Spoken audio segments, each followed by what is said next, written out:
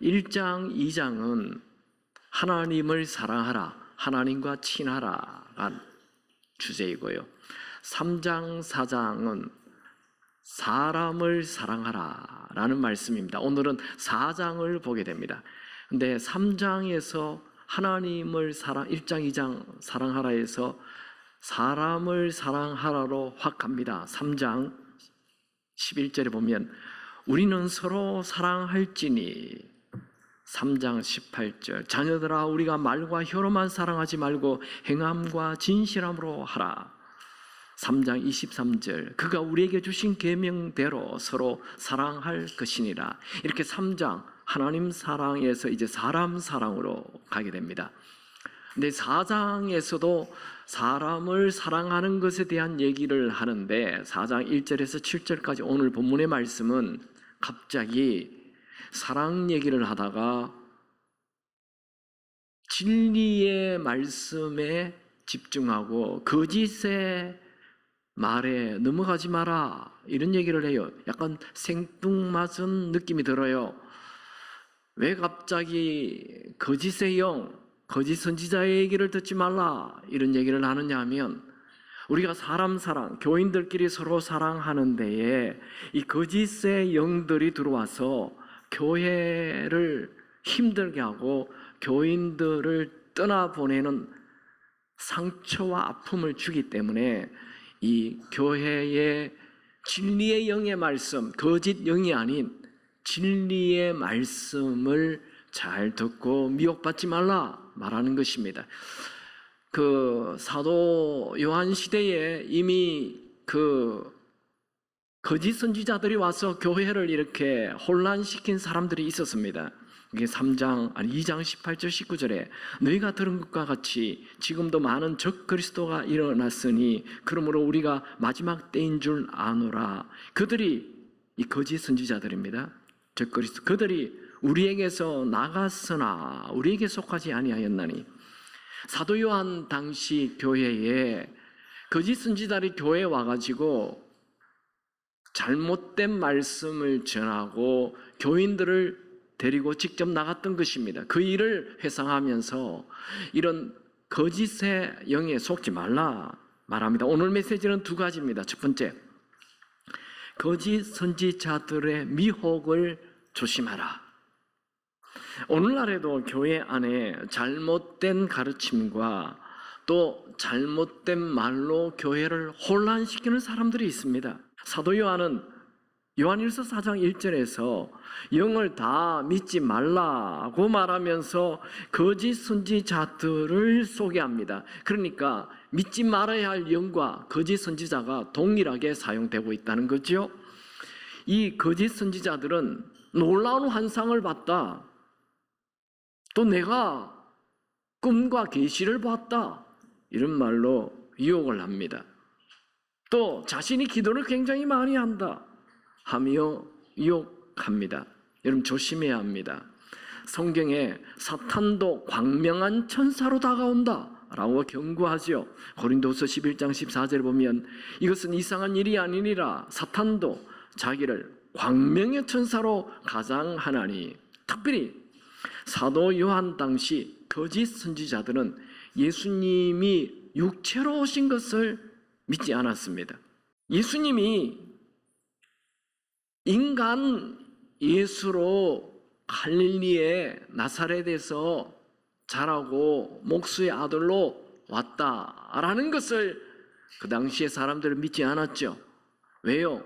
유대인들이 기대하는 메시아는, 그리스도는 정치적 메시아예요. 그들이 로마의 지배를 받고 있기 때문에 로마로부터 정치적으로 독립을 시켜줄 수 있는 메시아를 원했던 것입니다. 그러니까 이 강력한 한 사람이 나타나서 로마의 정치 세력을 다 무너뜨리고 이스라엘을 독립시켜줄 정말 뛰어난 이 사람을 메시아로, 그리스도로 기다렸던 것이죠. 그런데 예수님은 보니 그냥 목수의 아들이에요. 아무 힘도 없어요. 그냥 병을 조금 고쳐요. 좀 좋은 설교를 좀 해요. 그렇다 해서 그들이 이분을 예수를 메시아로 구세주로 받아들입니까? No. 그들은 정치적 메시아를 원했기 때문에 대표적인 사람이 사도 바울 같은 사람입니다. 그럼 바리새인이잖아요. 자기가 기대한 예수는 뭐 예루살렘 왕궁에서 태어난다든지 아니면 자기처럼 공부를 굉장히 많이 한 랍비 아니면 바리새인 성경학자 이런 사람이 메시아로 와야 되는데 그저 목수의 아들이에요. 저 총구석 갈릴리 어촌에서 자란 사람이 뭐 메시아라고 절대로 받아들일 수 없었죠. 그러던 이 사도 바울이 다메섹 도상에 예수 믿는 사람들을 잡아 죽이려고 가다가 그곳에서 부활하신 예수님을 만났어요. 그는 내가 죽이려고 했던 예수 믿는 사람 다 죽이려고 했는데 내가 죽은 줄 알았던 십자가에 죽은 것으로 끝난 줄 알았던 그 예수가 살아났어요. 부활했어요. 나타났어요. 이분이 진짜 메시아시구나. 이분이 우리가 기다렸던 정치적 메시아가 아니라 내 죄 문제를 해결해주는 이 죄의 문제를 해결해주는 메시아이구나. 그걸 알았던 거예요. 그래서 그는 로마서 1장 4절에 이렇게 기록합니다. 성결의 영으로는 죽은 자들 가운데서 부활하사 능력으로 하나님의 아들로 선포되었으니 곧 우리의 주인 예수 그리스도시니라. 사도 바울은 부활하여 살아계신 예수님을 만나자 이제 예수님이 초라한 목수의 아들 예수가 아니라 하나님의 아들, 즉 자신의 주인이며 동시에 자신의 죄를 위해 죽으신 그리스도라고 선포하였던 것입니다.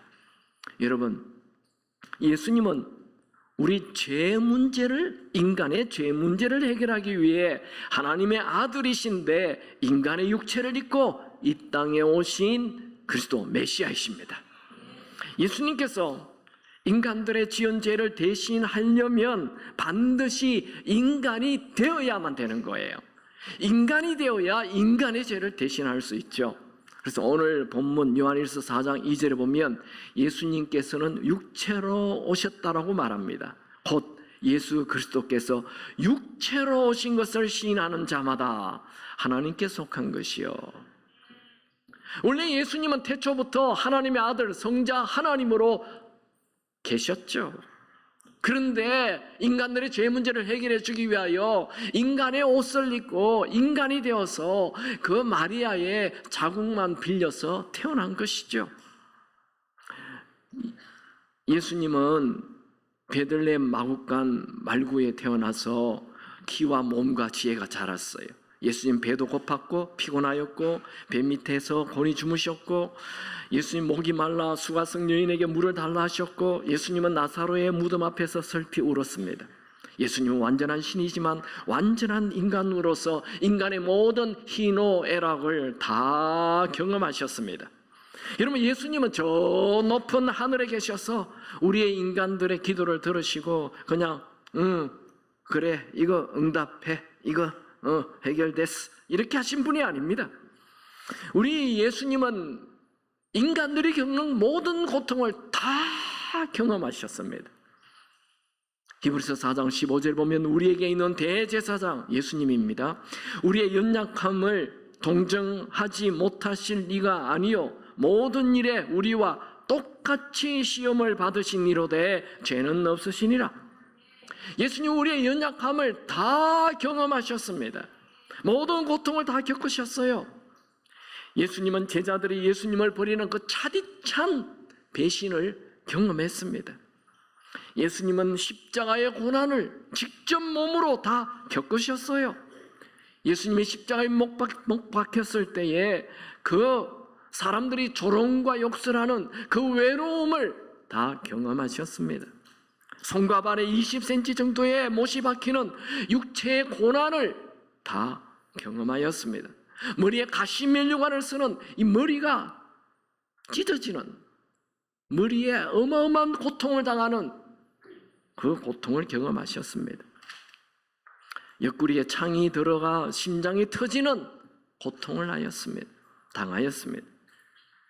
피를 많이 흘려 죽는 고통을 당하셨습니다. 두 번째 메시지는 우리는 이긴 자입니다. 사도 요한은 요한 1서를 전할 때 초대교회 교인들은 로마의 핍박을 받아 이리저리 도망을 다니고 또 땅속 밑에 들어가서 숨어 살았고, 정말 그 초대교회 교인들은 대부분 가난한 자들이었고 노예들이 대부분이었습니다. 그들은 사회적 약자입니다. 그러나 그들에게는 하나님의 아들, 딸이 되었다라는 신분이 있기 때문에 그들은 이긴 자인 것입니다. 하나님께 속한 자가 이긴 자입니다. 왜냐하면 우리 안에 계신 하나님의 아들 예수님이 세상에 있는 모든 자들보다 크기 때문입니다. 여러분, 사도 요한 당시 초대교인들 사회적 약자였지만, 그러나 초대교회 교인들은 결코 패배자가 아닌 이긴 자들이었습니다. 로마는 AD 63년에서 네로 황제 때부터 AD 333년 콘스탄틴 대제가 기독교를 공인하기 전까지 약 250년 동안 로마 황제들이 얼마나 10명 이상의 황제들이 불같은 시험을 하였습니까? 엄청난 예수 믿기만 하면 체포해서 화형으로 죽이고 칼로 죽이고 톱으로 베어주고 사자의 밥으로 죽이고, 그래도 그들은 패배자가 아니었습니다. 그들은 이긴 자였습니다. 그들은 과거를 이겼고 현재를 이기고 있고 지금도 이긴 자인 것입니다. 여러분, 우리 눈에는 세상이 강해 보입니까? 세상이 커 보입니까? 그러나 걱정하지 마십시오. 우리 안에 계신 주님이 세상보다 더 크시고 더 강하십니다. 예수님은 우리에게 환난을 당하나 담대하라 말씀하였죠. 요한복음 16장 33절, 이것을 너희에게 이르는 것은 너희로 내 안에서 평안을 누리게 하려 함이라. 세상에서는 너희가 환난을 당하나 담대하라. 내가 세상을 이겼노라. 여러분, 사탄은 문제를 크게 만들어서 내 안에 계신 예수님을 보지 못하게 합니다. 우리가 문제만 바라보면 걱정이 앞서고 불안이 앞서고 두려움이 생깁니다. 여러분, 속지 마십시오. 그 어떤 문제도 주님보다 크지 않습니다. 여러분, 문제 바라보지 말고 여러분 안에 계신 예수님을 바라보시기 바랍니다. 여러분, 우리가 어떤 문제를 만나도 문제보다 크신 주님을 바라보면 승리하게 됩니다. 내 안에 계신 주님이 크게 보이면 문제는 작아 보입니다. 주님은 이긴 자입니다. 세상보다 크신 분이십니다. 여러분, 우리는 세상에 발을 딛고 있지만 세상 사람과 다른 하나님께 속한 자입니다. 여러분의 마음이 힘들 때 내 소속이 어딘지 분명히 하면 새 힘이 생깁니다. 아, 나는 이 세상에 속한 자가 아니지, 하나님께 속했지, 하나님의 아들, 딸이지. 날마다 천국에 속한 자로 사시기 바랍니다. 이 땅은 금방 없어집니다. 금방 없어져요. 하나님의 자녀로 살아야 합니다. 그래서 세상에 유행하는 말을 듣지 말고 하나님 말씀을 듣는 자로 살아야 합니다. 틈만 나면 말씀 보시고 틈만 나면 여러분에게 말씀하시는 성령의 음성을 들으시기 바랍니다. 사도 바울은 고린도 교회가 여러 가지 어려움을 당하고 있다는 얘기를 듣게 되죠.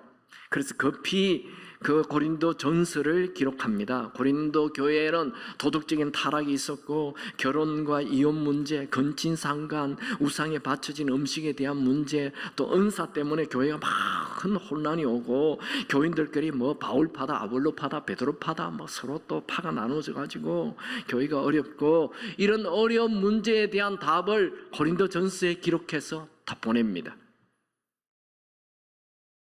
그 고린도 전서에서 제시하는 답은 지금 살아계신 부활하신 예수님이었습니다. 고린도전서 15장 57절 58절 다 같이 한번 읽을까요? 시작. 우리 주인 예수 그리스도로 말미암아 우리에게 승리를 주시는 하나님께 감사하노니, 그러므로 내 사랑하는 형제들아 견실하며 흔들리지 말고 항상 주의 일에 더욱 힘쓰는 자들이 되라. 이는 너희 수고가 주 안에서 헛되지 않은 줄 알미니라. 자, 고린도전서 15장은 부활장으로 유명한 장입니다. 바울은 고린도전서 15장에서 예수, 우리 주인 예수로 말미암아 승리한다라고 말하면서 이 예수가 내 마음에 있는 사람은 항상 이긴다. 흔들리지 말라. 교회 일을 하다 보면 여러분 시험 당할 때도 있고 또 마음이 흔들거릴 수도 있고 내가 교회를 해도 알아주는 사람 한 명도 없네 이렇게 섭섭병이 찾아올 때도 있습니다. 그럴 때 부활하여 지금 살아계신 예수님이 계신다. 너희들의 수고는 헛된 것이 아니다. 예수님이 다 하신다. 이기는 자로 살라. 그 얘기를 하고 있는 거예요. 여러분 패배자로 살지 마시고 열등감에 잡혀 살지 마시고 우리 안에 예수님이 계십니다. 내 안에 예수님이 계신 자가 강한 자입니다. 여러분 나를 믿지 말고 내 안에 계신 예수님을 믿으십시오. 나를 보지 말고 내 안에 계신 예수님을 보십시오. 우리가 나를 보면 패배할 수밖에 없지만 예수님을 바라보면 언제나 이기는 자가 될 수 있습니다. 말씀 정리합시다. 사도 요한 당시 이 거짓 선지자들이 많았죠. 우리가 이긴 자가 되려면 첫 번째는 미혹받지 말아야 해요. 교회 안에 미혹하는 자 많습니다. 여러분 학교 선생님이 딱 있어도 아이들이 학교 생활이 얼마나 어렵습니까? 교회는 돈으로 뭘 할 수 있는 것도 아니고 어떤 것으로도 사람을 움직일 수 없는 곳에 여러분들이 모여있기 때문에 이곳에는 많은 미혹이 있어요. 이 미혹 우리는 조심해야 합니다. 특별히 거짓 선지자들은 예수님이 육체로 오신 것을 믿지 않았어요. 예수님은 정말 2000년 전에 한 인간 예수로 오셨고 우리의 모든 고통을 다 아시고 우리를 위해 죽으시고 부활하여 지금 살아 계신 분이십니다. 여러분 거짓 선지자의 특징이 뭔 줄 압니까? 100%를 믿지 않는다는 거예요. 말씀을 좀 많이 알아요 그 사람들이. 그런데 끝이 달라요. 끝이. 그게 이단이에요. 아예 처음부터 완전히 다르면 우리가 믿지 않죠. 그 사람 따라가지 않죠. 미혹받지 않아요. 그런데 좀 비슷해요. 기도도 많이 해요. 성경도 좀 많이 알아요. 나보다 많이 아는 것 같아요. 그런데 점점 가까이 가보면 예수는 사라지고 그 사람을 자꾸 의지하게 만드는 거예요.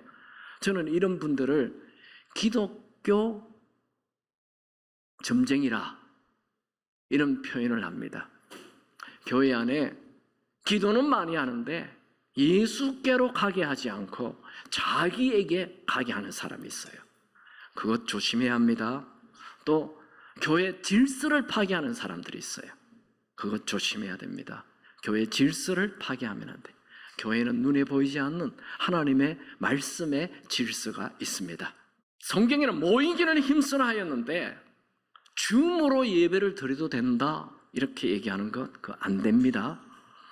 편안한 신앙생활은 없습니다. 예수님은 세상의 넓은 길로 가지 말고 복음과 함께 좁은 길로 가라 말씀하였습니다. 모이기를 힘쓰시기 바랍니다. 예배에 목숨을 거시기 바랍니다. 말씀에 100% 순종하시기 바랍니다. 여러분 시시한 신앙생활 하지 마시고 뜨겁게 신앙생활 하시기 바랍니다. 거짓 선지자에게 미혹받는 자들은 다 말씀을 멀리하고 예배를 멀리하는 자입니다. 여러분 스스로 생각해 보세요. 내가 요즘 굉장히 예배가 좀 시들시들해졌다. 네, 빨간불이 들어온 것입니다. 조심해야 합니다. 예배가 시들하면 안 됩니다. 예배가 기다려지고 예배 가는 것이 즐겁고 기대가 되어야 합니다. 여기만 아멘해서 다시 얘기합니다. 예배가 기다려지고 예배가 즐겁고 예배 가는 것이 신이 나야 됩니다. 그게 살아있는 그리스도인이에요. 여러분 예수님 말씀에 보면 99마리의 양 중에 한 마리 양이 떨어져서 예수님이 그 한 마리 양을 찾으러 갔다라는 얘기 잘 아시죠? 유명한 말씀이죠. 그 한 마리 양이 어디에 있다가 그렇게 떨어졌을까요? 앞자리? 뒷자리?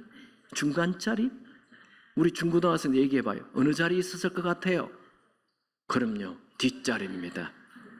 뒷자리 있으니까 목자가 어디 지 혼자 뭐 이렇게 풀 뜯어먹다가 어디 갔어? 어느 날 앞자리에 있으면 그냥 목자를 쫄쫄쫄쫄 따라다니기 때문에 절대로 길을 잃지 않습니다. 교회도 똑같습니다. 여러분, 옛날 부흥사들이 그런 얘기 많이 했죠. 이 앞자리 금자리. 이분들은 절대로 흔들리지 않아요. 이 앞자리에 있는 분. 그 다음 줄에 있는 사람은 은자리예요. 그런 대로 따라다녀요. 저 제일 뒤에 있는 분 잠자리입니다. 조심하시기 바랍니다. 네, 이제 두 번째로 우리는 이긴 자입니다. 예수로 이겼어요. 요한일서를 기록할 당시 초대교인들은 다 사회적 약자지 않습니까? 그런데 그들은 이긴 자였어요. 왜요? 하나님께 속한 자이기 때문에, 그들 안에 예수가 계시기 때문에 그렇습니다. 예수님은 세상에 있는 자보다 크시고 사망조차도 이기신 분이십니다. 그분이 내 안에 계십니다. 우리가 이 땅에 살면서 담대한 이유는 내 안에 계신 예수님 때문이죠. 여러분, 이 땅에 살면서 두려워하지 않는 이유, 내 안에 예수님이 계셔서 그렇습니다. 오늘 본문 말씀 다 잊어버려도 좋습니다. 요한일서 4장 4절, 사사는 줄을 치시고 암송하시고 또 이긴 자의 동그라미도 쳐놓으시기 바랍니다. 한번 같이 읽어볼까요? 요한일서 4사 시작. 자녀들아, 너희는 하나님께 속하였고 또 그들을 이겼나니 이는 너희 안에 계시니가 세상에 있는 자보다 크심이라. 여러분 안에 예수가 있음을 믿으십시오. 아멘입니까? 내 안에 예수가 있어요. 내 안에 예수가 있는 사람은 내 한계를 뛰어넘는 인생을 살게 되는 것입니다. 골로새서 1장 27절, 이 비밀은 너희 안에 계신 그리스도니 곧 영광의 소망이니라. 예수가 내 안에 있는 것은 세상 사람들이 모르는 비밀을 가진 것입니다. 언제나 소망이 넘칩니다. 또 예수가 그 안에 있는 사람은 엄청난 지혜와 지식을 가지게 됩니다. 골로새서 2장 3절, 그 안에는 지혜와 지식의 모든 보화가 감춰져 있느니라. 할렐루야. 피난처라는 책을 쓴 코리텐 부음이라는 여사가 있습니다. 이 여자는 그 네덜란드 사람으로서 제2차 세계대전이 일어났을 때 유대인들을 숨겨주었다는 이유로 언니와 함께 독일군에게 체포되어서 그 라벤스크부르크 여성 집단 노동 수용소에 끌려갔습니다. 그녀는 그곳에서 상상을 초월하는 고통과 잔인한 혹독한 노동을 하였고 추위와 더위, 벌레, 오물, 모욕, 구타에 시달리며 살았습니다. 언젠가 한 번은 이미 약해질 대로 약해진 언니가 작업 도중에 쓰러졌습니다. 그러자 독일군이 언니에게 채찍으로 내리쳤습니다. 어린 동생 코리는 언니를 위해 할 수 있는 것이 아무것도 없었습니다.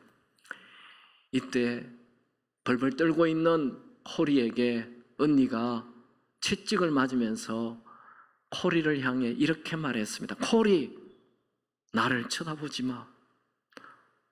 오직 네 안에 있는 예수를 바라봐. 그렇게 소리쳤습니다. 코리는 그 잔인한 수용소에서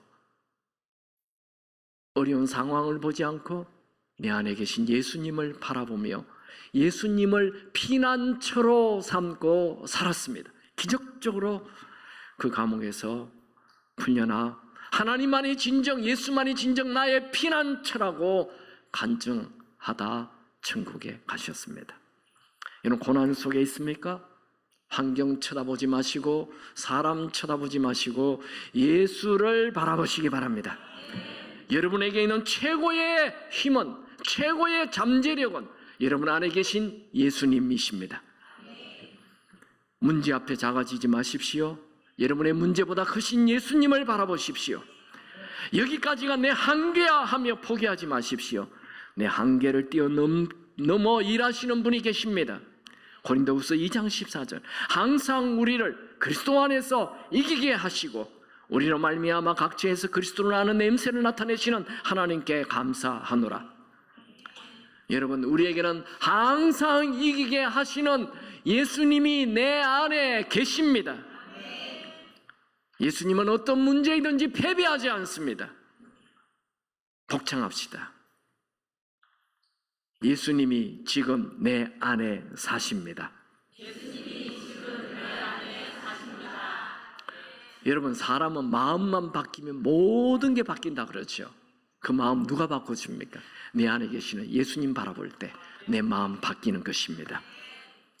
여러분 안에 주님이 계십니다. 담대하십시오.